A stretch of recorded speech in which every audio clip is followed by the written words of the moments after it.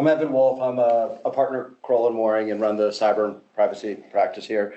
So want to do some brief introductions and then jump right in. We only have about, I think, 30 minutes, and each one of my friends and colleagues could spend 30 minutes answering one question. So start off with, we have Don Dixon.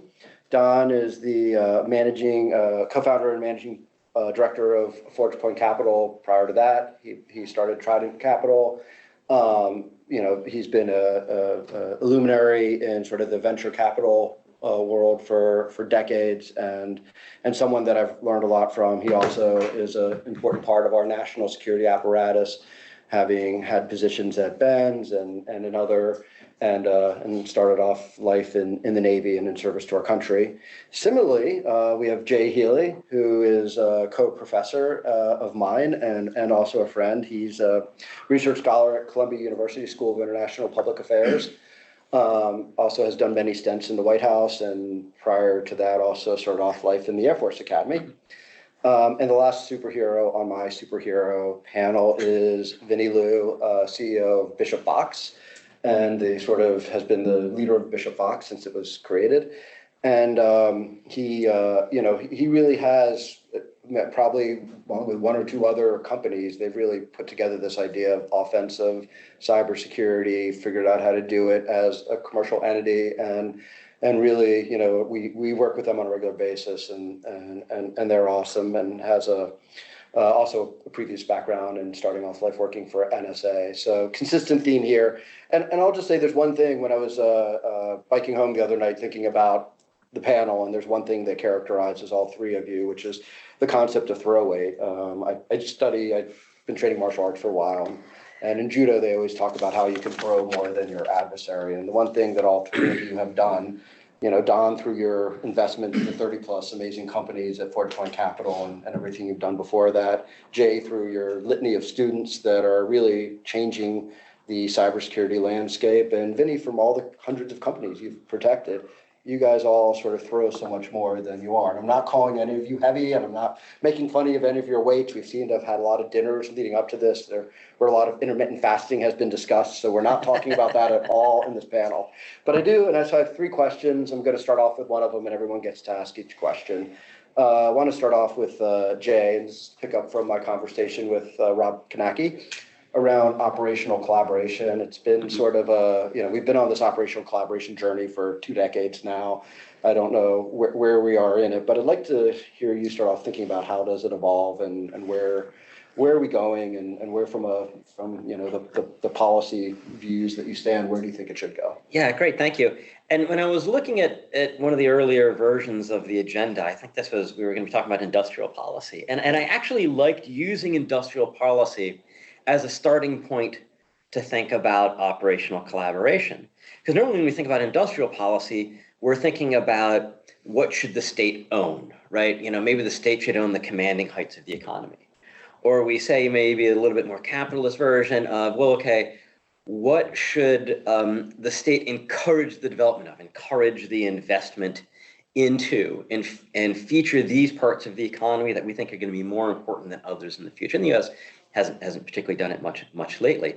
But it can also be, and especially we might think, especially in this town in Washington, D.C., especially a law firm, things like CFIUS, which is, hey, China wants to buy a Global Crossing, a big undersea cable provider. Should we allow that to happen or not? Should we allow the foreign ownership? But we can also think about industrial policy to say, wait a minute, if we're unhappy about this operational collaboration between companies themselves or between companies and the government, what is it that we can do as a nation to say, how can we do better in this place? What can we do? And so a lot of times, sorry to use a baseball analogy, but when the ball is hit in cyberspace, for cybersecurity problems, it's almost always someone in the private sector that's in the position to make the play. And so I always come back to whether it's information sharing in an earlier generation of this or operational collaboration now, to say, who's in the position to make the play? And for a long time in the US, we had one agency, NSA and Cyber Command, well, one person anyhow, General Alexander would run around saying, I can make the play. Get out of the way, let me make the play. It is Fort Meade that has the secret sauce that can make this happen. And in general, that doesn't help, right? That wasn't a great time. Because we can say, all right, who's in the position to make the play? And it's almost always the private sector. So when I start in this and saying, okay, what's the industrial policy? How can we do better on operational collaboration? It's how can we enroll the people on the field? They might have been like me in Little League. They've kind of forgotten there's a ball game on until they hear the crack of the bat. And so we can bring them and encourage them, or hey, you're here. We can help them better. I had one that starts with E on this, and it's completely slipped my head looking at Evan. It also starts with an E, right? They might not have the tools, right? They might not have the right glove that they need. They might not have the skills, and that's something the government can help. Like, we can help them get a better glove. We can help run exercise and help them the skills. And at the end, we might need to enforce, right? If giving them the right skills and helping them into the game isn't there, then we might need to enforce. And to me, it comes down to saying, what is it that we actually want done? Too much of the information sharing and too much of the operational collaboration is just a myth. We're not saying what we actually want done. So but even JCDC is a little bit too fuzzy for me. Like, I want to say exactly, all right, let's get one of our big wins that we had was the ISACs. And those were good. But you don't win, I'll stay in baseball, right? You don't win the World Series by being an information sharing team. Right? You win the World Series by being an effective baseball team that scores runs and prevents the other teams from doing so. And you share information as the part of that.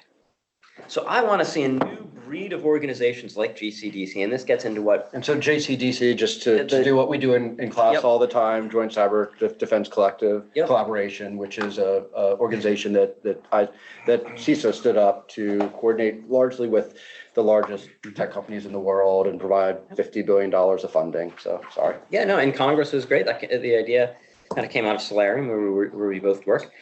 And I'm curious to say, all right, that's going to be good for some sets of problems. But let's look at every of the major cybersecurity scourges that we have. Botnets, ransomware, malware outbreaks, APTs. And let's look at what would an organization be that's just counter APT, that's counter DDoS, that's counter ransomware. The government's going to be a key partner in some of those, especially counter APT, but not in others, counter DDoS, right? What would it look like if instead of setting up information sharing organizations, we said, let's get an organization. If you have a flexible membership that are just going to be there to help take down DDoS. We sort of did this with Spam House and some of the spam areas, right? You've got organizations that are just there to help. And I'll pause there because I don't want to get too long on any one question. My biggest challenge with this panel is to keep everyone sort of moving along. So I will keep it moving, Jay. Keep it moving. Don and Vinny, do you guys have like a 1 or 2 minute follow up on the question of industrial policy and really what, I coach this as what do we need out of the government to make better investments and to be able to allow you to do sort of a better defending companies through offense and defense. So I don't know if either of you want to jump in on that. Go ahead, Vinny. I mean, I've got opinions on this, but this is look, I'm coming from the other perspective, all right? Like I had dinner last night and I think I was talking with Rob and I was like, look, we don't, and actually the Jay as well, I was like, look, we don't even speak the same language. I didn't know what JCDC was until you described it just now, but you know what? I guessed. I bet it's government working with a bunch of really big companies. And you know what? Screw the rest of you. So you know what that was? It was the government putting together something so they can work with the people that they already knew. How useful is that? Great. I remember talking in the 2000s at Blue Hat and having a slide and talking about, you know what Microsoft has that nobody else does? Somebody whose job title is security ecosystem strategist. You know how many companies have that job title besides Microsoft? This many. Like, I look at what the government's doing. I'm like, great, you put $50 billion so you can give it and work with the biggest companies in the world. Great job. You know what I do? I lead a 350 person company. right? I can't even talk to 350 people. And here we are talking about how we go out and regulate everybody. Let me tell you why. Let me tell you how I'm going to punish you if you don't improve your security. That is not how you lead people. And that is fundamentally what this problem boils down to. It's not how we regulate companies and industries. It's how do you motivate and inspire people to actually do the right thing so you don't have to beat them over the head with a stick. So I have a lot more to say about that, but I'll end it on this, which is just this.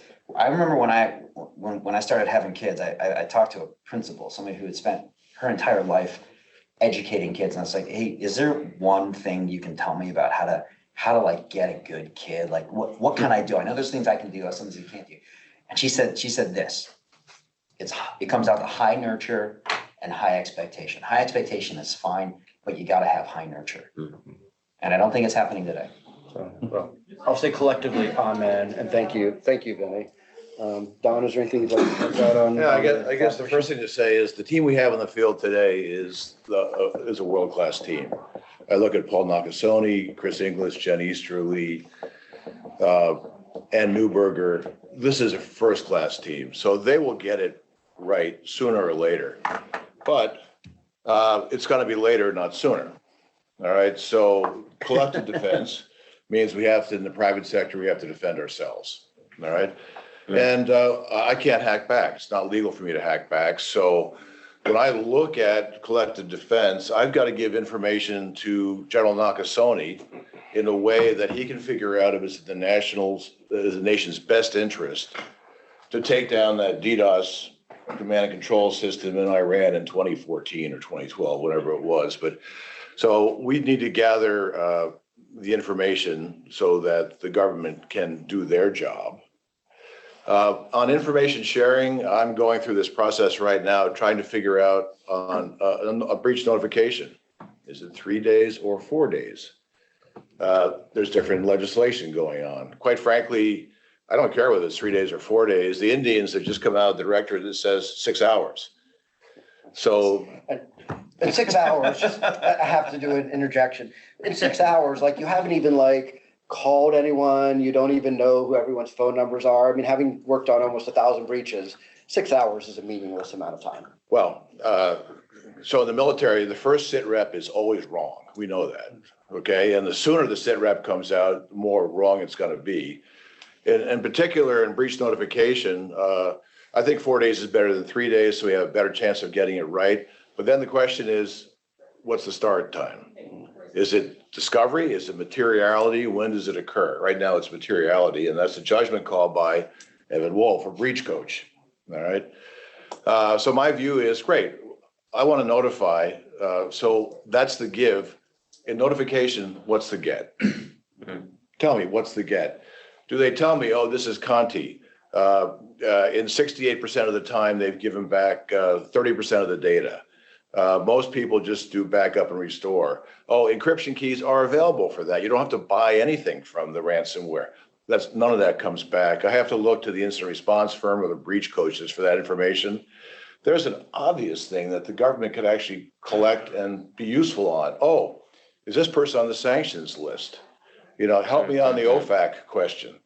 There are all those things that would be a logical thing for government to do, but right now, or law enforcement rather, but right now it's not done. So if I'm going to give information, what's the get?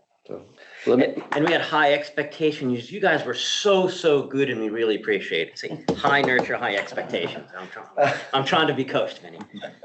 Well, first, I think my takeaway is we need to move on from this blame the victim mentality that we're stuck in when it comes to how industry and government work together. But Don, I want to sort of focus the next question on letting you start off. No, I'm not a victim. I just have low expectations of the government's ability to share information with us or with each other. But the companies are the victims, and they get hacked, and then they have to tell the world, and then no one's there supporting them. And we don't do this in other areas. Fundamentally, my adversary has a whole of government approach.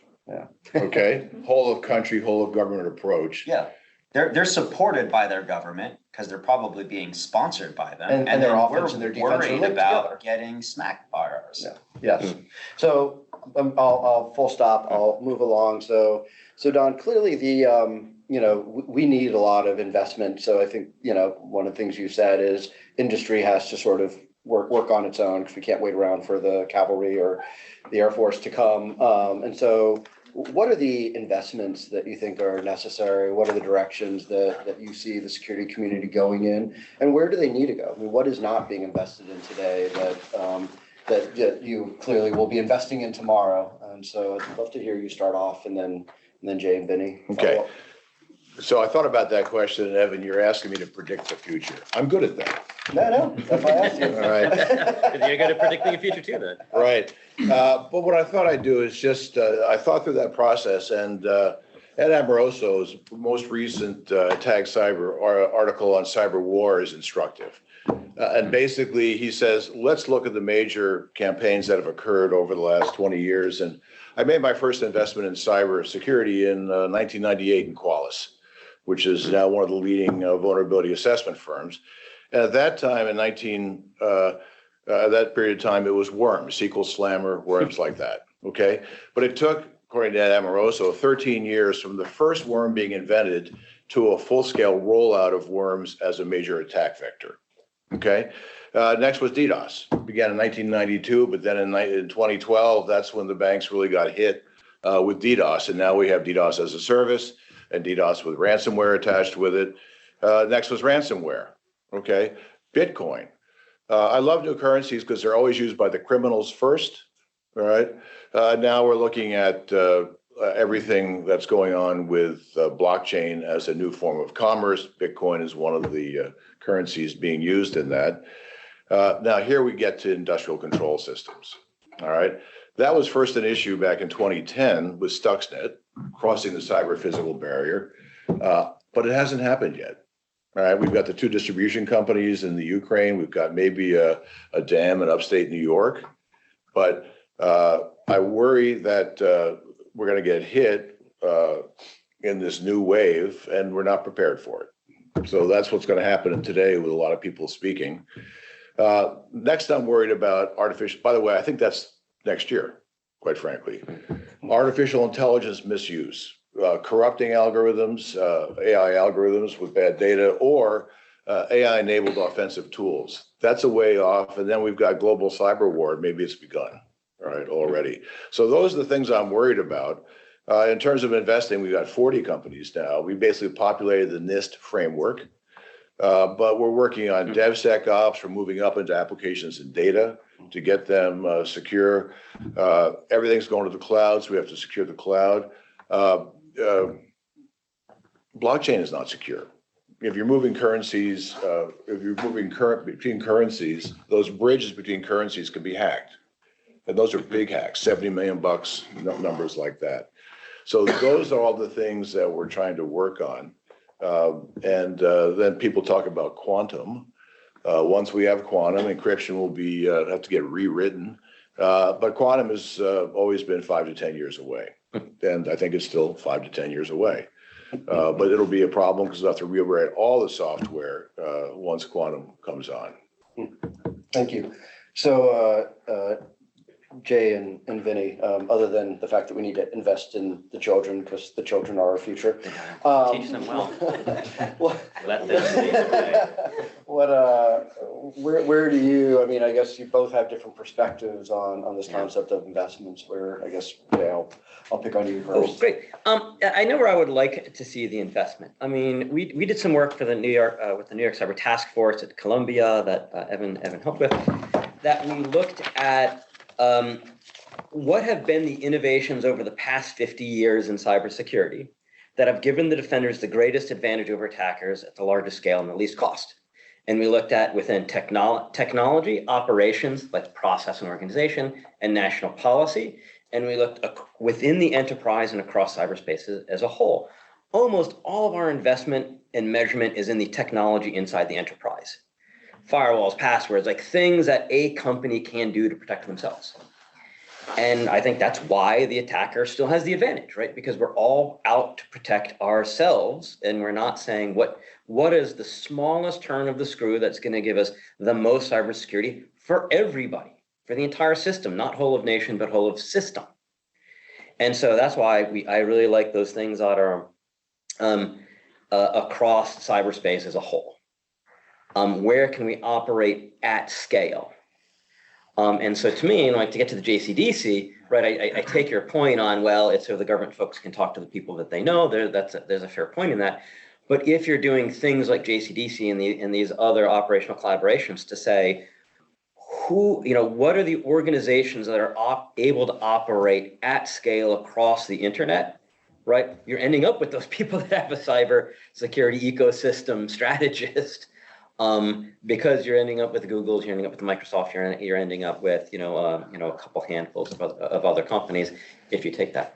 So I agree, and I totally understand that if you're trying to take limited resources and make the most of them, that yes, you want to work with people who have the most impact. But I'll make a similar analogy. If I'm trying to lead an organization, to lead a company, and as a CEO, I only ever interface with my exec staff, I'm going to have massive attrition. I'm not going to have an inspired workforce, an empowered workforce to do the things that I want them to do. In the ideal situation, you've got an aligned organization that is able to rally around the common purpose and that understands that they're being nurtured and they feel engaged, right? But if I'm only ever talking to 5 or 6 people, that is never going to happen, because hey, you know what? I've never interacted with my leadership. I've never interacted with this person who has the power to hire and fire me or reorg my, or regulate in a sense. So, but to the sort of investments, and I think, as someone who's been sort of leading the ship and investing in security for a while, one of the things you're doing and as your loyal and happy external advisor that I think is sort of amazing is you're trying to sort of figure out how can we make the automatic switch around making security something where you have to hire a bunch of guys in black shirts to sort of test, to something that companies can hire and we can do sort of pen testing and other these offensive searches as a service. And so that's where you're investing. You're putting your money where your mouth is in that way. Yeah, absolutely. We've traditionally been, for the first 13 years of our existence, a higher end offensive security firm. But one thing that we noticed back in 2018, and one of the things that I'll speak broadly for the industry, what it boils down to is it is no longer a question of, the technical sophistication, right? Look, I've been doing offensive security for 23, maybe 24 years now. All that's old is new again. The playing field has not changed at all. All of the techniques, if you've ever done offensive security, it's exactly the same techniques, simply applied against new products that are coming out. That is fundamentally the truth. So what does that mean? The name of the game today is not like, hey, there's a new 0 day. That's a one-off. That's a simple thing. That's a thing that we can address and get fixed. What it boils down to today is speed and sophistication. That is where you will get an advantage. And that is where I think that in my experience, where I see defenders losing is they are not fast enough and they cannot scale quickly enough to what attackers are doing. So then we do need a 6-hour requirement, because then if we think about, then it's going to force the organization to respond quicker, and we'll develop the tools. Just as when we started implementing the Clean Air Act, we didn't have the technology to create the scrubbers to put on coal burning fire plants that would clean the air. And the entire nation was in non-compliance until industry created the infrastructure to do that. Is that what we need here? I think one of the things that Rob talked about, if I'm remembering correctly, and I'm definitely going to misquote him, was talking about how there's sort of, consequences of regulation, outcomes, right? He said that, making banks responsible for fraud forced them to really start thinking about how to get ahead of it in the first place. I think some of the benefit of the regulation that we're seeing today is it's shifting people away from how to post-event detect and respond, because I will tell you the industry has spent a huge amount of time and money trying to make that window slightly smaller, and you're seeing diminishing returns. And I think where a lot of people are starting to look is like, hey, it doesn't matter if I get breached, I'm gonna have to disclose, I'm gonna have to go through all of this pain. And the unintended consequence of that is it's forcing them to actually get ahead of the problem. So, hey, maybe we can do some better hygiene. Let's get our basics down. Let's fundamentally prevent an incident from happening. And you do that with speed, and you do it with scale.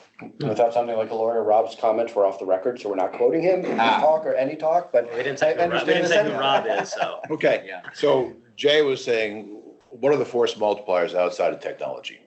Okay, what are the force multipliers? Evan, you're getting rich as a lawyer. Okay, we ran out of time.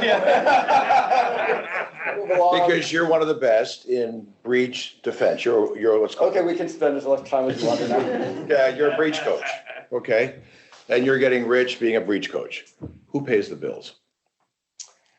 So, I mean, the question is, and I'll flip that back. One of my But first don't reframe the question, just who pays your bills at the end of the day? companies and insurance companies. Insurance companies, bingo.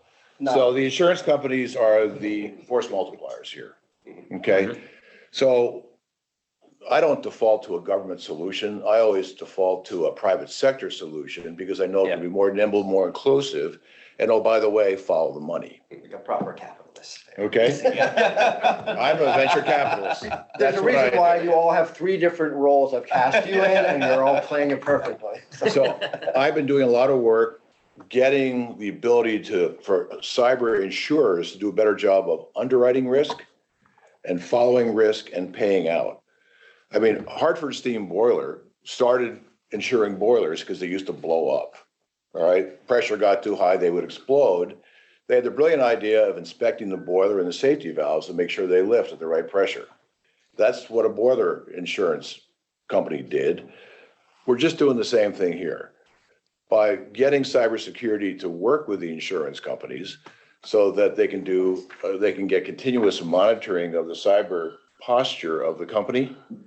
We're going to have more secure companies and there will be fewer claims.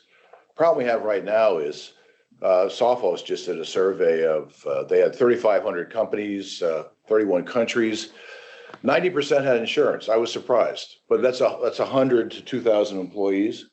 The world I'm in is usually less than 100 companies, and I'd say 10% have insurance.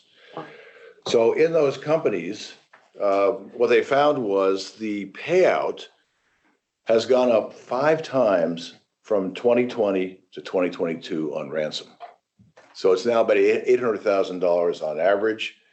Healthcare companies are smaller, manufacturers about 2 million on average.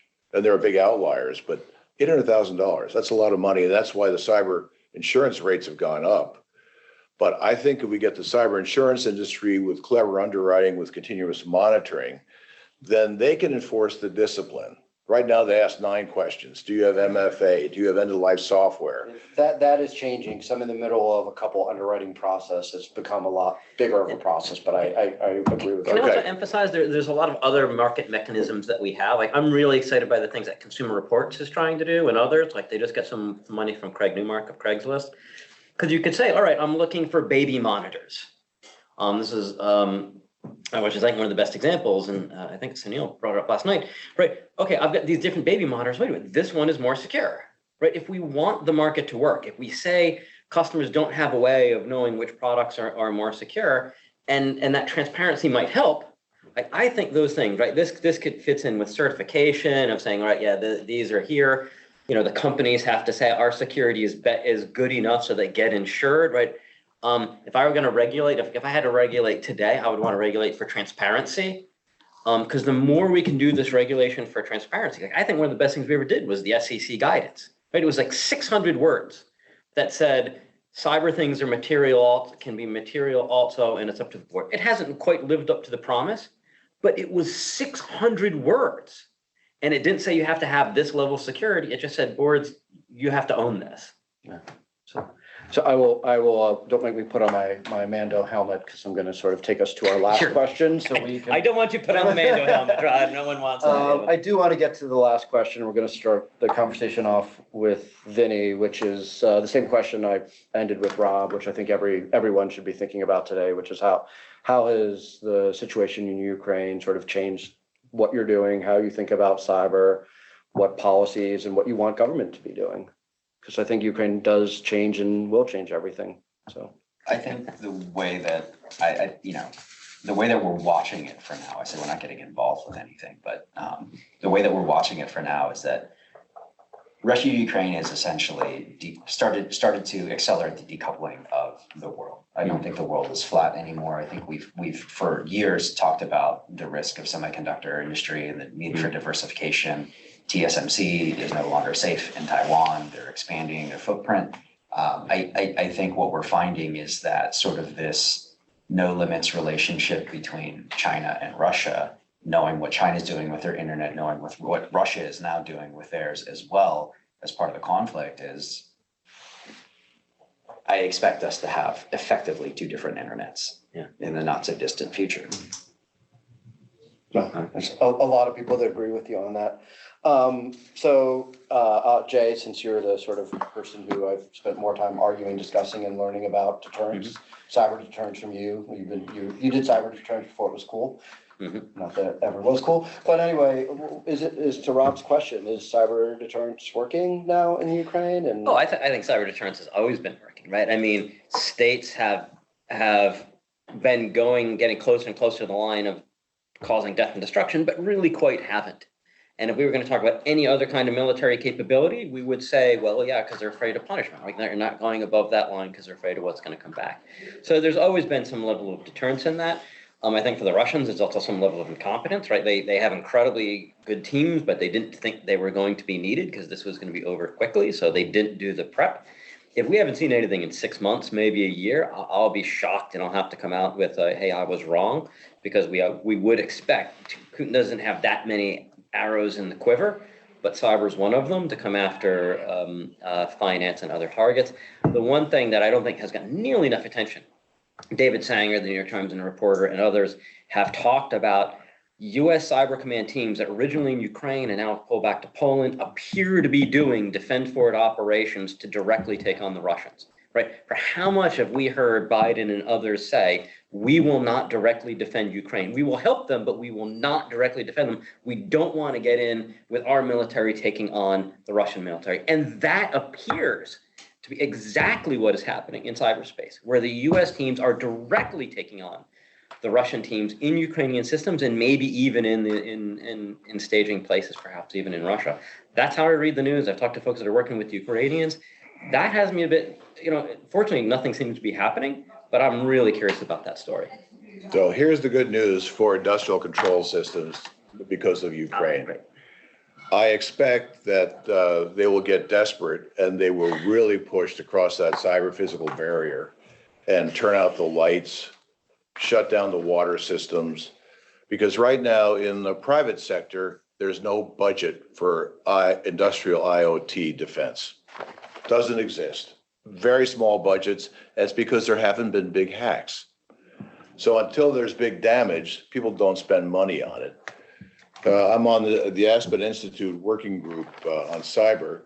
I asked one of the CISOs of a large manufacturing company, why isn't there budget? And she said, well, the budget exists at the factory level for the factory safety officer, and it's the same budget from which they buy the yellow plastic cones to put on the floor when they're freshly mopped.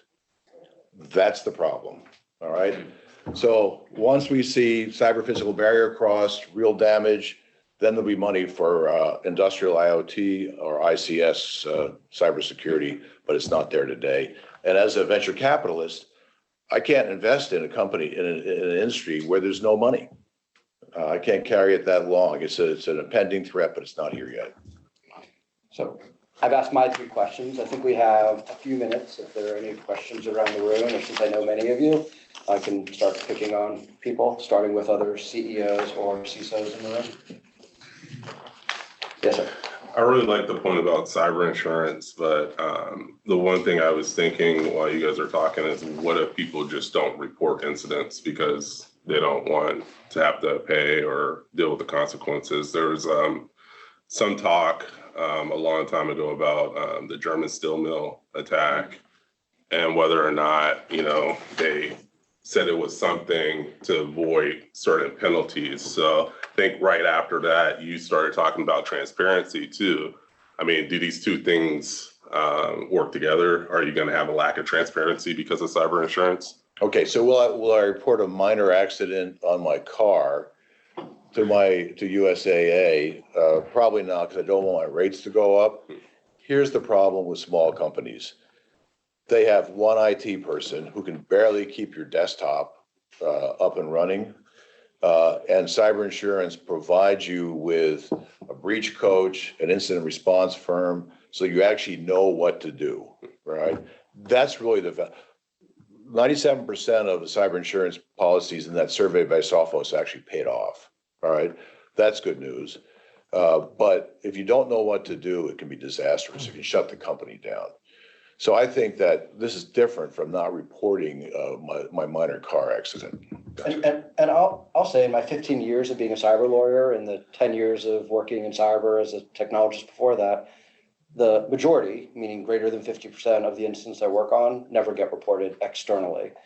And that includes the fact that I only see a small amount of incidents. I mean, some friends and clients in the room, they don't run to me every time, there's a low-level service ticket or a bunch of people forgot their passwords or they go on a clickbait site. That's not what we see, but we're still in this place where we don't have 100% transparency.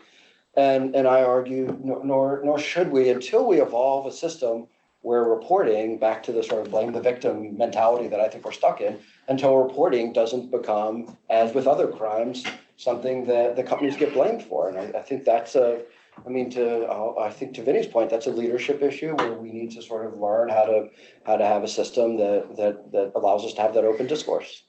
And for me, especially on reporting, it always comes down to for what purpose, right? I mean, we've got, I was just writing down, right? We've got SEC that says you have to tell so that your investors know. We're looking at having a Cybersecurity Statistical Bureau so that we can understand kind of the big picture that's more actuarial. We have the Cybersecurity Safety Review Board, which is at CISTA. That's like for big ones, I can not pet you and say, well, okay, what happened? How can we do better next time? We've got data breaches, right? If the personal information has been. We've got ransomware payments, and we don't really care less about the hack than the payment, right? We've got all these kinds of mandatory reporting. And I think that's good, right? Because if we just say you have to tell the government, well, for what purpose, right? Are we going to tell them because we actually need help, or are we telling so that we can better understand the problem? So, unfortunately, we're out of time. It's a long time for sure people can continue in the hallway and downstairs. So, yeah. Vinny, Jay, Don, you guys are still superheroes, and I thank you. So we didn't blow it. No, still superheroes.